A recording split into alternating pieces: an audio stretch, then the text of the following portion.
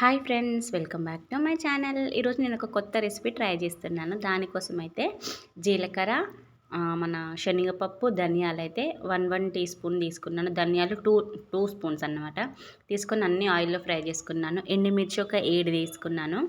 ఇంకా అవన్నీ ఫ్రై అయిన తర్వాత దాంట్లోనే ఒక 2 మీడియం సైజు ఆనియన్స్ కట్ చేసుకొని అయితే ఫ్రై చేసినాను. ఆనియన్స్ వేసేదానికంటే ముందు ఏవైతే పప్పులు నేను ముందు చేశానో వాటిని అయితే కొంచెం మిక్సీ పట్టి తర్వాత ఆనియన్స్ వేసి అయితే పట్టాను. అయితే ఈరోజు నేను చేస్తున్న రెసిపీ ఏంటంటే పాలకూర ఉల్లి కారం అన్నమాట. సో ఫస్ట్ టైం అయితే ట్రై చేస్తున్నాను.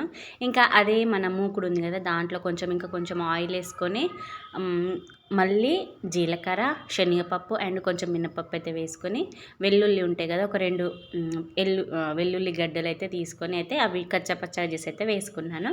ఇంకా అవన్నీ ఫ్రై అయిపోయిన తర్వాత ఏదైతే మన పాలకూర ఉందో దాన్ని అయితే అందులో వేసుకొని మనం ఆల్రెడీ పేస్ట్ చేసి పెట్టుకున్న ఉల్లి కారం ఉంది కదా, దాన్ని అయితే వేసి మొత్తం సిమ్లోనే ఫ్రై అయితే చేసేసినాను.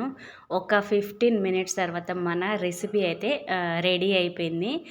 టేస్ట్ చేసి ఇది ఎట్లుందో చెప్తాను. మీరు ట్రై చేసి ఉంటే కామెంట్ చేయండి. ఈ వీడియో మీకు నచ్చిందా? Like and subscribe.